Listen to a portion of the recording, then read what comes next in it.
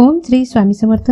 तुम्हा सर्वांचं आपल्या यूट्यूब चॅनलवरती मी अगदी मनापासून स्वागत करते. स्वामींच्या चरणी एवढीच प्रार्थना करते की स्वामींच्या कृपेने तुमच्या मनातील सर्वच्या सर्व चांगल्या इच्छा लवकरात लवकर पूर्ण हो.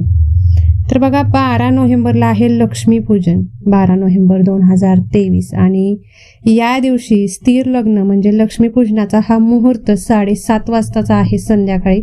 त्यामुळे प्रत्येकाने ठीक 7:30 वाजता ही लक्ष्मी देवीची आरती ही करायचीच आहे. स्थिर लग्नावरती जर आपण लक्ष्मी मातेचं पूजन केलं, आरती केली, तर आपल्या घरामध्ये वर्षभर कधीच कशाचीही कमतरता भासत नाही.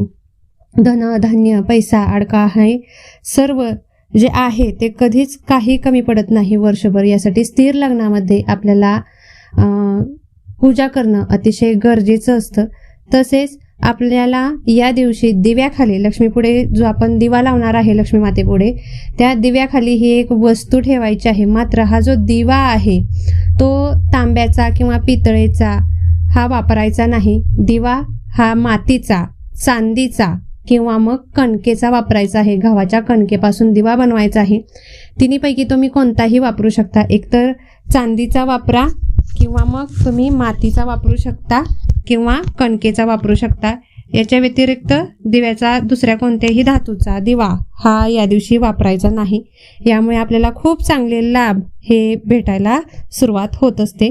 घरामध्ये अखंड लक्ष्मीची कृपा ही प्राप्त होते.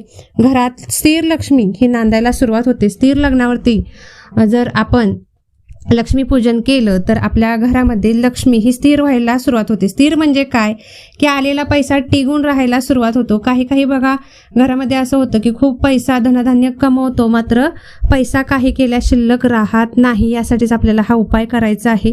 लक्ष्मी मातेचा जो मुहूर्त आहे लक्ष्मीपूजनाचा 7:30चा हा स्थिर लग्न आहे मुहूर्त. याच टायमिंगमध्ये आपल्याला हा दिवा प्रज्वलित करायचा आहे. तर हा दिवा प्रज्वलित करत असताना कोणकोणत्या वस्तू आणि कोणती काळजी घ्यायची आहे याची संपूर्ण माहिती तुम्हाला या व्हिडिओमध्ये भेटणार आहे. यासाठी व्हिडिओ न स्किप करता शेवटपर्यंत नक्की पाहावा हीच सर्वांना विनंती आहे. आतापर्यंत आपलं चॅनल तुम्ही सबस्क्राईब केलं नसेल तर नक्कीच सबस्क्राईब करा की जेणेकरून प्रत्येक व्हिडिओ माझा महत्त्वपूर्ण जो आहे तो तुमच्यापर्यंत पटकन पोहोचला जाईल. व्हिडिओचं नोटिफिकेशन तुम्हाला लगेच भेटलं जाईल. यासाठी सबस्क्राईब करून ठेवा चॅनल.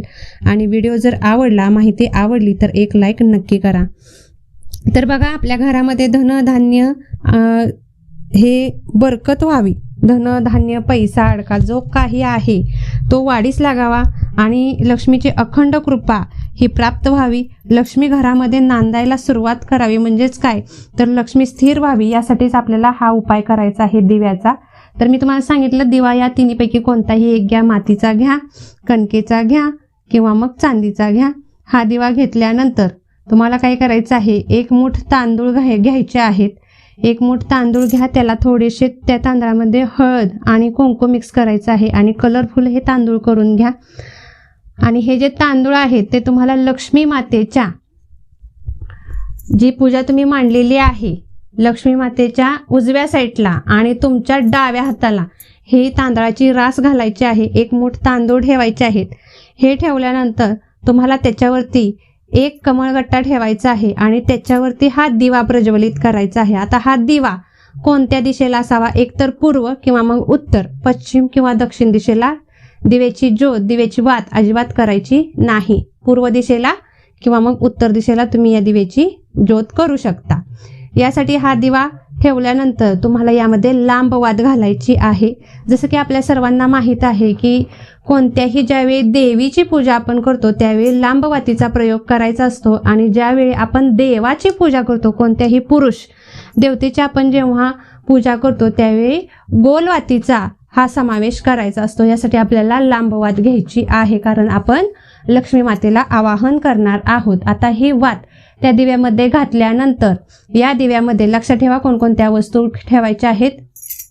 पहिलं म्हणजे एक पिवळी कवडी, दुसरं गोमती चक्र, तिसरी वस्तू म्हणजे कमळगट्ट्याचे 5 मणी याच दिव्यामध्ये ठेवायचे आहेत. आणि 1 रुपयाचं नाणं. 1 रुपयाच्या नाण्याच्या ऐवजी तुमच्याकडे जर चांदीचे कॉईन असतील किंवा पितळेचे कॉईन असतील, तांब्याचे कॉईन असतील तर त्याच्यातील एक कॉईन तुम्हाला या दिव्यामध्ये टाकायचा आहे, ठेवायचा आहे. जर नसेल तर तुम्ही 1 रुपयाचं नाणं देखील ठेवू शकता. हे ठेवल्यानंतर तुम्हाला यामध्ये तूप घालायचं आहे. तूप आपल्याला मार्केटमध्ये कुठंही भेटतं, सहज भेटून जाईल. तर ते तूप घालायचं आहे आणि गच्च भरायचा आहे दिवा, जेणेकरून हा जो दिवा आहे तो आपण संध्याकाळी जर 7:30ला प्रज्वलित केला तर दुसऱ्या दिवशी सकाळी 7:30 पर्यंत चालला पाहिजे. अशा प्रकारे म्हणजे 12 तास हा दिवा हा तेवत राहिला पाहिजे, एवढं त्याच्यामध्ये तूप हे घालायचं आहे. त्याप्रमाणेच तुम्हाला दिवा हा मोठा घ्यायचा आहे, म्हणजे जेणेकरून तुम्हाला सारखं सारखं तूप घालायला लागणार नाही. आणि हे तूप घातल्यानंतर ओम महालक्ष्मीये नमः या मंत्राचा जप करत तुम्हाला दिवा हा प्रज्वलित करायचा आहे. एक तर या सगळ्या वस्तू माता लक्ष्मीला अतिशय प्रिय आहेत, ज्या मी तुम्हाला दिव्यामध्ये टाकायला सांगितलेल्या आहेत. आणि दुसरं सांगायचं झालं तर माता लक्ष्मी ही तुपाच्या वासाने खेचली जाते, यासाठीच आपल्याला तुपाचा प्रयोग लक्ष्मी पूजना दिवशी करायचा असतो.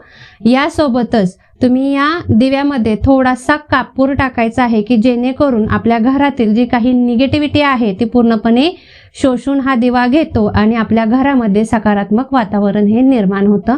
हा दिवा प्रज्वलित केल्यानंतर तुम्हाला लक्ष्मी पूजन हे करायचं आहे. लक्ष्मीची आरती करा.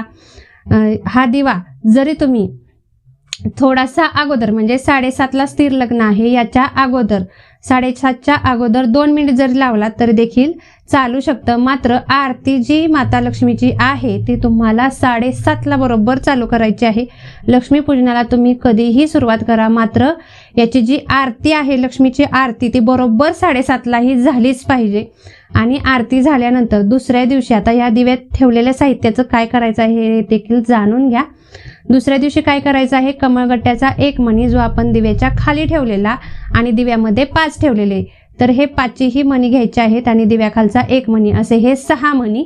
त्याच्यासोबतच 1 गोमती चक्र आणि 1 कवडी जी आपण दिव्यामध्ये ठेवलेली, यासोबतच 1 रुपयाचं नाणं किंवा जे कोणतं तुम्ही नाणं ठेवलं असेल, चांदीचं, तांब्याचं, पितळेचं, ते नाणं घ्या. या सगळ्या वस्तू तशाच म्हणजे दिव्यात आपण टाकलेल्या असणार, त्यामुळे ठेवलेल्या होत्या, त्यामुळे याला तूप लागलेलं असणार आहे. हे तूप अजिबात पुसायचं नाही. या सगळ्या वस्तू अशाच एका लाल वस्त्रामध्ये गुंडाळायच्या आहेत आणि जे तुम्ही तांदूळ या दिव्याखाली ठेवलेले त्या तांदळातील 21 दाणे, लक्षात ठेवा, त्या तांदळातील 21 दाणे देखील आपल्याला याच साहित्यामध्ये ठेवायचं आहे. आणि हे जे साहित्य आहे ते लाल किंवा पिवळ्या वस्त्रामध्ये ठेवायचं. वस्त्र हे नवीन असावं, यामध्ये ठेवा. व्यवस्थित गाठी मारा. गाठी 3च मारायच्या आहेत आणि 3 गाठी मारताना देखील ओम महालक्ष्मीये नमः, ओम महालक्ष्मीये नमः, ओम महालक्ष्मीये नमः हा मंत्र म्हणतच, म्हणजे 1 गाठ मारताना 1 वेळा मंत्र म्हणायचा, दुसऱ्या वेळी गाठ मारताना नंतर दुसरा मंत्र म्हणायचा. अशा प्रकारे 3 वेळा मंत्र म्हणत या गाठी मारायच्या आहेत.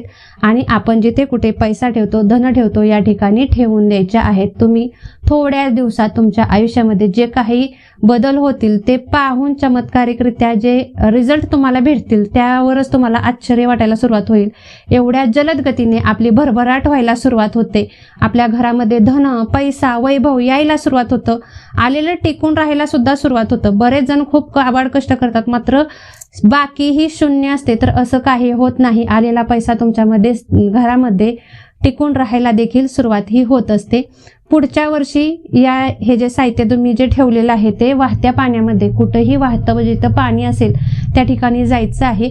जाताना थोडासा दही भात साखर घेऊन जायचं आणि ते साहित्याची पोटली आणि दही भात हा आपल्याला पाण्यामध्ये विसर्जित करायचा आहे. हा उपाय तुम्ही जर वर्षानुवर्ष कंटिन्यू चालू ठेवलात तर मला तर वाटत नाही की तुमच्या घरामध्ये कशाचीही कधीही कमतरता भासेल.